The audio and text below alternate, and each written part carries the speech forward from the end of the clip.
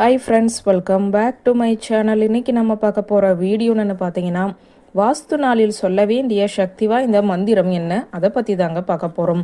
பொதுவாக வாஸ்து செய்வதற்கும் வாஸ்து நாட்களுக்கும் என்ன செய்ய வேண்டும், இது பல பேருக்கு தெரியாது. நம் வீட்டில் இருக்கும் சிறு சிறு வாஸ்து குறைகளை நீக்கவும் அதனால் வரக்கூடிய பிரச்சனைகளை தடுக்கவும் இந்த வாஸ்து நாட்களில் வாஸ்து பகவான் மந்திரத்தை உச்சரிக்கலாம்.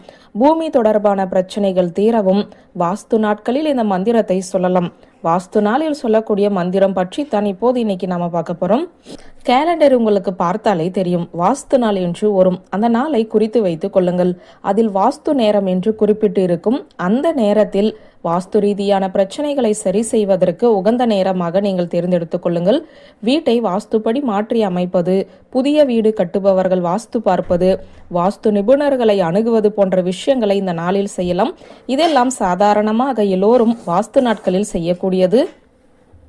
வாஸ்து நாளில் புதியதாக வீடு வாங்க வேண்டும் என நினைப்பவர்களும், வீடு கட்ட வேண்டும் என்று நினைப்பவர்களும், அல்லது நிலம் வாங்க வேண்டும், இருக்கிற வீட்டை ஆல்ட்ரேஷன் செய்ய வேண்டும், புதிய வீடு மாற்ற வேண்டும், அல்லது நில தகராறு தீர வேண்டும் என்று இப்படியான பூமி சார்ந்த பிரச்சனைகளை நீங்கள் எதிர்கொண்டு வந்தால் வாஸ்து நாளில் இந்த மந்திரத்தை உச்சரிக்க உங்களுக்கு சாதகமான பலன்கள் கிடைக்கும் என்பது நம்பிக்கை. இப்போது அந்த மந்திரத்தை பார்த்துடலாங்க. ஓம் வாசுதேவாய வித்மகே வாசுபுத்ராய தீமகி தன்னோ வாஸ்து பிரச்சோதயாத். இதுதாங்க அந்த மந்திரம். இந்த மந்திரத்தை வாஸ்து நாட்களில் வீட்டை நன்கு துடைத்து சுத்தம் செய்துவிட்டு 108 முறை ஜபிக்க வேண்டும்.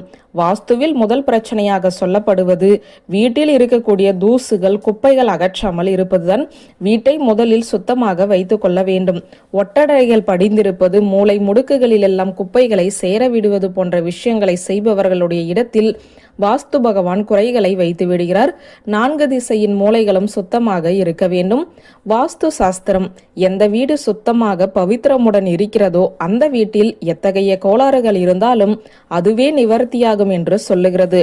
மாதம் ஒரு முறையோ அல்லது 3 மாதங்களுக்கு ஒரு முறையோ வீட்டை ஒட்டடையெல்லாம் அடித்து சுத்தமாக வைத்திருங்கள்.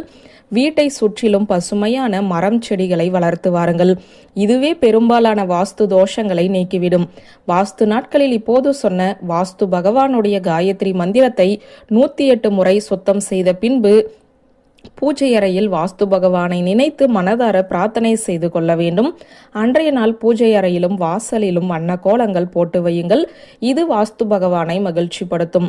வாஸ்து பகவானின் இந்த மந்திரத்தை தொடர்ந்து வாஸ்து நாட்களில் சொல்லி வர பூமி சார்ந்த பிரச்சனைகள் தீரும்.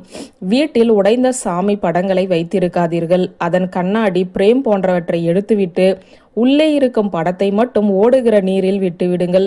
இதனால் வாஸ்து தோஷங்கள் நீங்கி நன்மைகள் உண்டாகும். வியூவர்ஸ், இந்த வீடியோ உங்களுக்கு பிடித்திருந்த லைக், கமெண்ட், ஷேர் பண்ணுங்க. நன்றி.